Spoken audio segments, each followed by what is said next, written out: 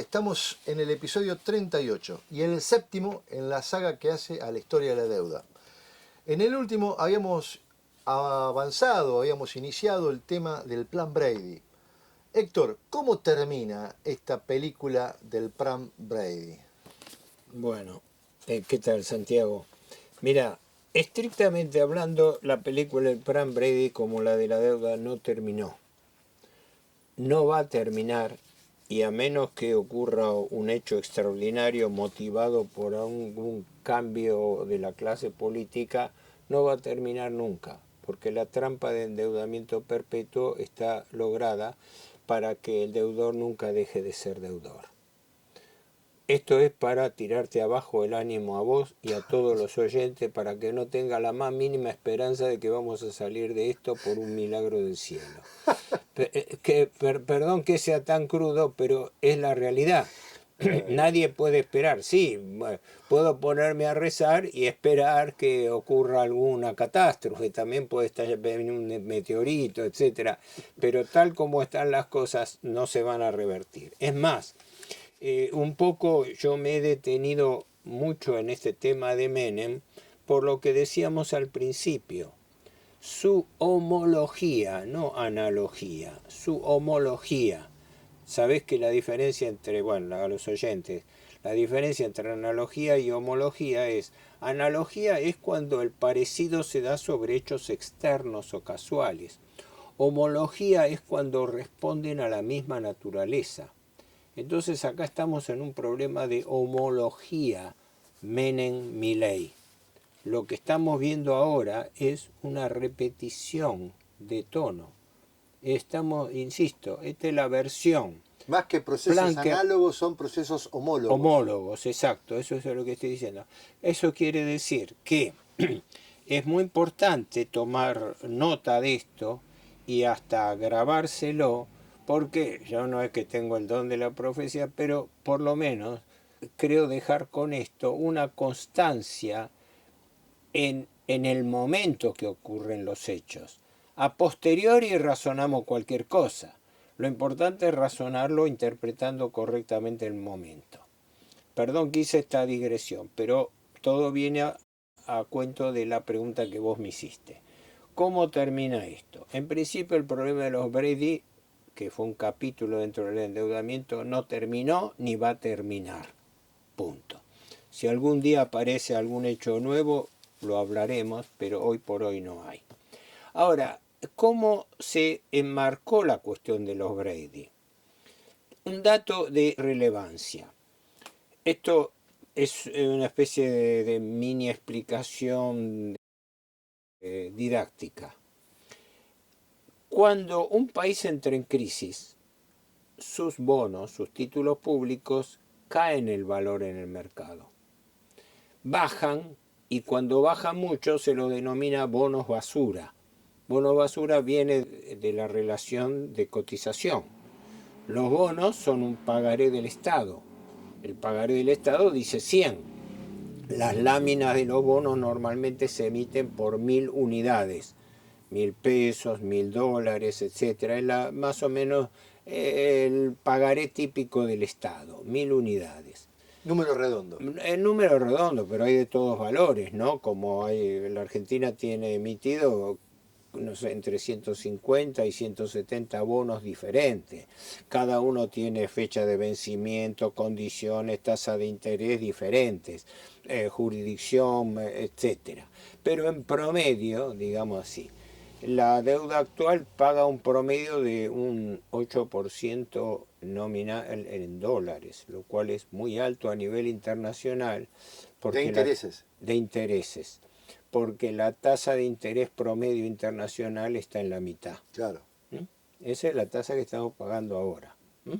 La gente no sabe que el gobierno ha hecho este plan de ajuste para pagar intereses. Todo el superávit fiscal primario que se hizo a costa del plan de ajuste Milei se hizo para pagar intereses de la deuda. De capital no se paga un centavo porque no hay plata. Como siempre. Como siempre. Pero con un agravante, que la Argentina pagó el año pasado, según versiones periodísticas de base de datos oficiales, unos 12.000 millones de dólares de intereses. 12.000 millones, que fue todo lo que como una victoria pírrica se obtuvo. El ahorro. El ahorro que se obtuvo con el sacrificio de bajarle la plata en los sueldos a la gente, de bajar las jubilaciones, de bajar los planes sociales, de cortar obras públicas, con todo... el primer año del gobierno de Milei se pudieron lograr 12.000 millones de dólares y eso se fue por la... menos de poco eso. menos, pero se fue por la canaleta de los servicios de los intereses. Claro, exactamente el superávit fiscal primario, es decir, ingresos menos gastos totales, el saldo sin computar intereses daba 10.300.000, 10.34 billones. De esos 8.600, más de las 2/3 partes, se usaron para pagar intereses de la deuda. Sí. Y el 1.700.000 restantes se utilizó para comprar anticipadamente dólares para tener depositados en el Bank of New York, en el BONI, para pagar los intereses que iban a caerle a los fondos buitre en enero. Así que todo este sacrificio que está haciendo el pueblo argentino es para pagar intereses de la deuda. Lo vimos en el episodio 30 y 31. Exacto. Bueno. Por eso. Ahora volvamos al tema de tu pregunta. Del plan Brady. ¿Qué pasó con el plan Brady? En la época del plan Brady, antes, cuando terminó la crisis de Alfonsín, los bonos, obviamente, cuando un país está en default, cae su valor. Y los bonos cotizaban entre un 15 y un 30% de su valor nominal. Esto es que si vos ibas a la bolsa y alguien te lo vendía, un bono por valor 100 lo podías comprar por entre 15 y 20 dólares o pesos su valor. Eso es lo que se llama bonos basura. ¿Por qué? Porque el bono vale una ínfima parte. Es lo mismo que si vos emitieras un pagaré por 100, pero no lo podés pagar. Entonces va pasando de mano en mano, sí va pasando, pero como alguien sabe que ese valor no se recupera, te pide un descuento y te lo compra uno a 60, otro a 40, otro a 40, al final el bono termina siendo un pagaré basura. Bueno, lo mismo pasa con los bonos. Cuando la Argentina hace el plan Brady, como ahora que acaba de hacer el programa Milei, los bonos pegan un salto en su cotización. Los bonos que estaban cotizando a cuando terminó el gobierno Fernández, entre un 20 y un 30% de su valor. Y ahora cotizan en promedio 70, han pegado un salto. ¿Qué quiere decir eso en la práctica? Que los especuladores bursátiles que compraron bono basura argentino a 20% de su valor, ahora con Milei se les revalorizó a 70. Ganaron 50 puntos por bono. Este es el mundo, este es el submundo de la finanza que la gente no tiene ni idea. La gente los especuladores bursátiles acá y en Wall Street están ganando carrada de dinero por diferencia de valor y también por carry trade, por arbitraje. Entonces pasaba lo mismo. Gente, especuladores, desde ya esto lo hacen pesos pesados, que habían comprado deuda en época de Alfonsín que valía 15, 20%, las canjearon por estos bonos Brady, entonces subieron su valor y cotizaban 70, 80, claro, de un plumazo consiguieron una revalorización de bonos que los vendían en bolsa y sacaban una jugosa diferencia. Eso como negociado. Pero ¿qué pasa? La pregunta del millón es, ¿y para qué sirvió el plan Brady? ¿Para qué? ¿Para qué? Supuestamente el plan Brady tenía que estar atado al cumplimiento del consenso de Washington. Privatizar empresas del Estado, hacer ajustes, hacer reformas estructurales, etcétera, etcétera. Tenía toda una lista de condicionamientos. Pero básicamente la propuesta era achicar la deuda. Pero esa la propuesta, la claro, zanahoria. Claro, el eje, como vos bien decís, el eje central era el plan Brady, era un plan de reestructuración de deuda. Exacto. ¿Qué quiere decir? Cambiar plazo, tasa de interés y condiciones. Para darte una idea, los bonos Brady eran con plazo a 30 años. O sea, la Argentina, esos 62.000 millones que heredó Menem de Alfonsín, los estaba pateando en promedio a 30 años de plazo. No quiere decir que fuese gratis, porque ese era el plazo para pagar el capital al fin de año, al fin del periodo, ¿no? Al fin de los 30 años. Al fin de los 30 años. Eso se llama en la práctica bonus bullet. Bonus bullet quiere decir que pagan todo el capital al final del periodo. ¿Mm? Porque otros te dicen, no, me paga tanto a los 5 años, tanto a los 10, tanto a los 15. Esto no, era bonus bullet, se pagaba todo al final de 30 años. Bueno, parece aceptable. Sí, pero los intereses se pagaban semestralmente. Ah, Y los intereses que se pactaron a tasas que en ese momento eran tasas flotantes, tasas variables. La trampa de las tasas variables. Cuando vos vas a pedir un crédito, vos lo primero que tenés que hacer para tus cuentas personales es decir cuál es la tasa de interés. Pero te dicen, no, la tasa de interés no es fija, es variable. ¿Y quién determina la variación? Yo, que soy el que te presté. bueno. ¿Mm? Así se contrajo el Plan Brady. Y el Plan Brady se hizo a tasa flotante, que en ese momento la tasa flotante se tomaba la tasa LIBOR o LIBO. La tasa LIBO, que es la tasa de referencia interbancaria de Londres, que se toma como referencia internacional y que en ese momento estaba alrededor del 4%. Hoy estamos pagando tasas del doble, del 8%, ¿no? Pero tasas del 4% más prácticamente un 13, 16 avos, 81, 25, más un punto más de regalo a los acreedores. Es decir, tendrían que pagar una tasa internacional del 4%, pero le cargaban un 1%. Pero la trampa no estaba en el 1%, la trampa estaba que lo estaba tomando a tasa flotante. ¿Me explico? Así que el día de mañana podían recargarle lo que se les antojara. Y así pasó. Y así pasó. Y así pasó, claro. De allí se firmó un cheque en blanco. Ahora, eso era para los bonos que había, no vamos a entrar acá porque es muy complejo analizarlo. ¿En qué año se le disparó la tasa al menemismo? No fue fuerte. Hubo una crisis que ahora vamos a hablar, la crisis mexicana del 94-95. Claro, cuando hay un alboroto internacional suben todas las tasas. Cuando la Reserva Federal modifica la tasa de los bonos federales de Estados Unidos también, pero eso no lo puede saber nadie cuando se da. Pero hubo episodios y la Argentina terminó pagando tasas del orden del 10-12% en dólares, que son una brutalidad. Por eso la Argentina es el país que paga tasas de interés más altas del mundo. Pero, ¿qué ocurre? Sin marear a los espectadores. El Plan Brady fue hecho canjeando esos bonos viejos impagables que estaban cotizando a bonos basura y que el gobierno Alfonsín no los había podido pagar. Y el gobierno Menem los renegoció. Los renegoció en tasas con unos condicionamientos altísimos. Pero, un paréntesis. Sí, sí. ¿No podía un gobierno apenas nacional, no muy nacional, rescatar esos bonos devaluados? ¿El Estado no podía tratar de rescatarlos en vez de renegociarlos al valor nominal? Esa pregunta es curiosa, porque prima facie es la lógica. Si los bonos están valiendo cualquier cosa, señores, compremos nosotros.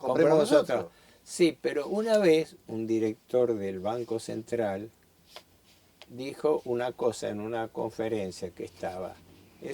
Falleció hace tiempo, un hombre muy centrado, lo escuché muy pocas veces, y en particular una de apellido Espósito. No el Espósito del argentino, sino un director que fue director del Banco Central en época de Martínez Dios. ¿Y qué dijo? Un hombre de extracción liberal conservadora. Y alguien o le preguntó en una conferencia o él lo sacó en una conferencia diciendo Claro, dice, porque los bonos argentinos que están valiendo muy barato, se cotizan muy bajo en el mercado secundario. Claro. El mercado secundario es la bolsa. Claro. Entonces podría darse el caso de que el país deudor compre su propia deuda más Exacto. barato. ¿Mm? Sí. Cosa que podría pasar con México y todo. Pero hay un detalle. El mercado de bonos secundarios no es un mercado libre. Hay 50 empresas en Wall Street que manejan ese mercado. El que no es del club de la deuda de bonos usados no entra. O sea, no se puede hacer ningún negocio sin pasar por esos 50 brokers especuladores de bolsa de Wall Street y de Londres. Primera restricción. No es que vos podés entrar y comprar una, aunque seas el Estado argentino. Tenés que hacerlo a través de un broker, de un operador de bolsa. Son una oligarquía, Y una suerte de oligarquía que manejan negocios ellos oligarquía mismos. financiera. Claro. Y después dice, eso es inviable porque entre esas 50 empresas tienen, entre otros códigos, que nadie le vende bonos al Estado endeudado.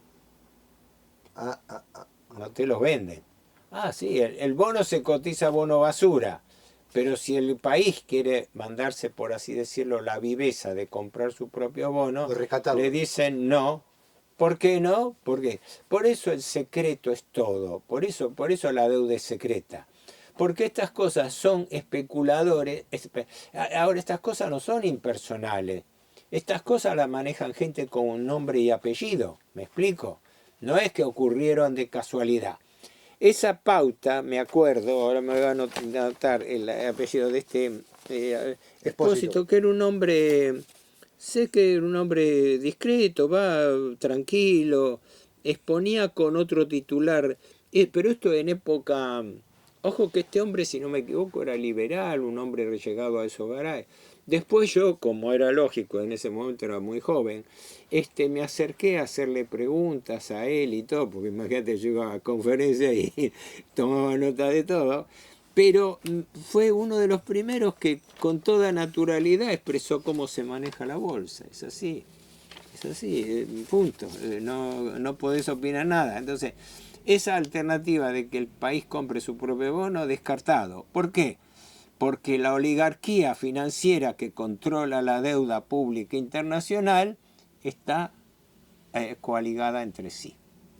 Está bien. Pero me fui lejos. Decía que había un problema. Los bonos habían caído. Cuando la Argentina se encuentra con el problema con la ventaja supuesta de firmar un plan Brady, los bonos suben de su valor. Entonces los bancos mejoran su posición. Esos mismos bancos que tenían la deuda nominativa argentina, que vos decías, pasa a ser una deuda anónima, pero la retienen los bancos. Nada más que en su activo, en lugar de decir deuda contra el Estado argentino, va a decir bonos, títulos públicos del Estado argentino. Pero los títulos públicos se pueden vender más fácilmente. En consecuencia, el gran cambio del plan Brady, que lo hemos visto la vez pasada, consiste en que la deuda nominativa del Estado argentino se transformó en deuda anónima en bonos, en títulos públicos, a 30 años. Entonces, listo, perfecto para los bancos, se frotaban las manos porque habían conseguido lo que querían. Hacer anónima la deuda que había sido contraída en forma altamente irregular. Y más fácilmente transable. Y más fácilmente transable porque entonces transaban títulos, chao. Con eso se perdió lo que yo digo el árbol genealógico de la deuda. ¿Por qué? Porque entonces todos los años a su vencimiento esos títulos cambiaban de mano y podían ser transmitidos de una persona a la otra y cambiaban de mano 20 veces. Y cambiaban de mano en manos de testaferros, ni siquiera. Porque, si me permite, para aclararle al oyente, don Héctor, porque anteriormente a esto, antes uno le podía decir al acreedor, yo te debo esto en concepto de qué. Claro, podía ser investigado. Podía investigar, podía revisar. Por eso demoraron. Por eso los jueces cómplices desde el primero que fue uno, el segundo, el que más la tuvo fue el doctor del Castillo, hasta Ballestero, que emite la sentencia en el año 2000.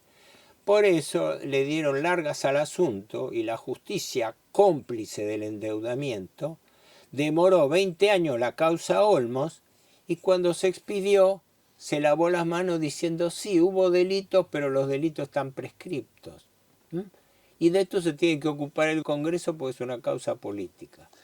Para mí el adjetivo que mejor describe este proceso que logra el plan, que concreta el plan Brady, es volatilizar, es ponerle una bomba al nombre, apellido, identidad del acreedor. Sí, esconderlo, es decir, actuar en función de los intereses del acreedor. Volarlo por los aires, claro. Volatilizarlo. No sabemos a quién le debemos. Ahora, un tenedor de bono. Ahora, perdón, eso lo hizo el gobierno. Lo que hizo la justicia fue convalidarlo. Al no pedir lo que tendría que pedirse, un censo, es decir, ustedes canjearon bonos, estos bonos están siendo investigados, entonces tienen la obligación de decir no, ¿a quién se lo canjearon? Claro. ¿No? Porque se lo canjearon a los bancos, y los bancos tienen la obligación de decir a quién lo transmitieron, porque si esos bonos son imputados de nulidad, porque han sido emitidos transgrediendo las normas del país, tiene que ser identificado quién es el tenedor, claro, para ver quién es el perjudicado.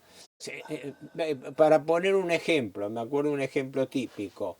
Uno de los casos, de los tantos casos auditados en la causa Olmos, correspondía al vicedirector del Banco Central de entonces, Zimmerman, por un préstamo que con su sola firma, no sé si eran 200 o 400 millones de dólares, él había contraído con bancos privados de Nueva York, que si no me acuerdo tenían la irregularidad de que había intermediarios privados que habían intervenido también en ese y en otros préstamos, uno de los cuales Emilio Ocampo, y otro Patricio Peralta Ramos.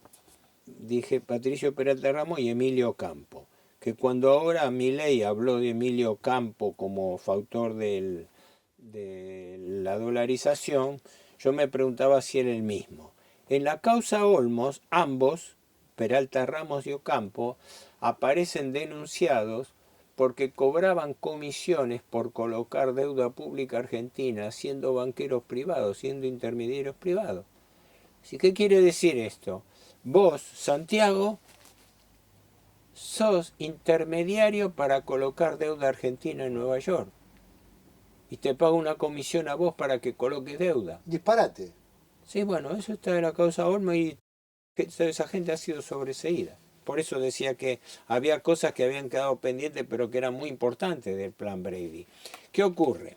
El plan Brady fracasó. ¿Por qué? Porque el plan Brady tenía metas. Y yo en ese trabajo mío, perdón la autorreferencia, analicé un trabajo mío del año 2000 que en su momento llamó la atención a algunas personas que me lo ponderaron y lo difundieron, ¿no? No hago esto como autopropaganda, sino que valoraron el trabajo. Yo me limité a tomar cuáles eran los objetivos del plan Brady oficiales al momento de emisión y cuáles eran los resultados al año 2000, donde se suponía que esos resultados iban a ser obtenidos. Y te doy como datos 3. Se pensaba que la deuda iba a bajar. La deuda al momento de contraer, al asumirme en el gobierno, era de 62.000 millones de dólares. En el ínterin, el país privatizó activos por 35.000 millones de dólares. La mitad. Claro. Al año 2000, la deuda era el doble, 122.000 millones de dólares. Estamos todos locos. Inexplicable. Estamos todos locos. O sea, cuando se firmó el plan Brady se dijo, con esta venta de vamos a reducir la deuda a la mitad, estamos salvados. La deuda. Cuando llegó el año 2000, nadie dijo nada cuando la deuda se había duplicado y habían vendido activos del Estado por 35.000. ¿Me explico la Sí, brutal diferencia? Bueno, esto lo planteaba yo en el año 2000, estamos en el año 2025, ¿verdad? Y esto lo dije yo, que soy, llamémosle así, un estudioso independiente, un francotirador.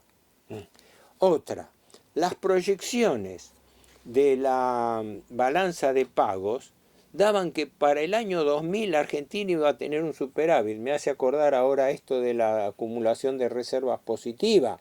No, no tenemos reserva positiva, estamos pagando. Bueno, pero vamos a tener. el año pasado el gobierno Milei compró 20.000 millones de dólares de deuda en el mercado.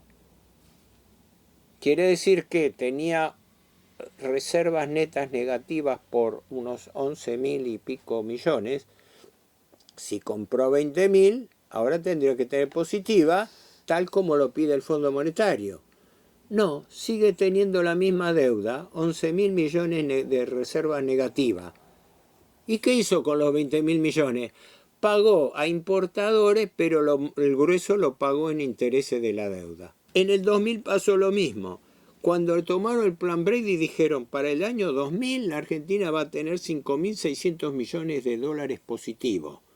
Cuando llegó el año 2000 tenía 15.500 negativos. Y nadie dijo nada. Tercero, intereses. A esa época le tocarían a la Argentina pagar 1.300 millones de dólares por año de intereses. Cuando llegó el año 2000 se estaban pagando más de 6.000 millones de dólares. Todo, y así podemos seguir.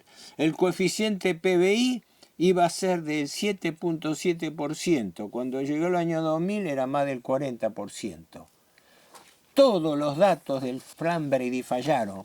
Y es el día de hoy que hay gente, funcionarios, Que lo defiende y estudiosos, reivindica. que tienen la cara lo suficientemente dura como para seguir diciendo o dando a entender que el plan Brady fue un éxito y que hay que repetirlo. Y este actual gobierno pondera al gobierno. Vos fíjate que el discurso del presidente Milei es el presidente Menem como modelo. Y me parece que va a ser el modelo de su propia gestión. Sí, perdóname. No, que como usted dice, tiene la cara como un yunque, la cara como una vigornia, dijera un amigo. Realmente no se puede creer. ¿Le parece que redondeamos este tema y hacemos un nuevo capítulo para cerrar el menemismo? Está bien, porque hay aspectos extrafinancieros muy importantes que juegan en este contexto, porque esto no ocurría dentro de una gestión neutra. Yo no me pongo acá a analizar la cuestión política, pero sí aquellos aspectos de la cuestión política que tienen relación con estos hechos financieros. Pero permitidme mostrar algunos temas para que la gente se dé cuenta cómo evolucionó la deuda durante el gobierno Menem. Yo decía que los 2 primeros años se mantuvo a los tironeos la deuda heredada por Alfonsín de 62.000 millones. Pero aquí que con el plan Brady la deuda empieza a subir. Entonces en el año 93 de 62 había pasado a 72, 10.000 millones más. Al año 95 había pasado a 98.500, a 100.000. Al año 96 había pasado a 110.000. Al año 97 a 124.000 y así sucesivamente. El gobierno Menem, porque estos son datos informales, el gobierno Menem oficialmente, porque yo me baso en cifras oficiales, tomó la deuda de Alfonsín en 62.000 millones, repito, privatizó aproximadamente, nunca se sabe cuánto se privatizó realmente, pero se estima que puede haber estado en unos 35.000 millones de dólares, pero la deuda subía al doble, a 122.000 millones. Esa es la deuda que Menem le transfirió a De la Rúa. Esto es concreto. Menem, con el plan Brady, duplicó la deuda en lugar de bajarla. Y además privatizó empresas del Estado. Provocó un atraso cambiario, provocó aumento de la pobreza, aumento del desempleo, recesión por liberación de importaciones, Desindustrialización. desindustrialización, desmantelamiento del sistema ferroviario. Bueno, no sigamos con la lista, porque estaba hablando de la deuda y estaba hablando de toda la política económica. Pienso, ahí sí es una opinión personal, pienso que históricamente el gobierno Menem debiera ser considerado uno de los peores y más traidores gobiernos que tuvo la historia argentina a nivel económico-financiero.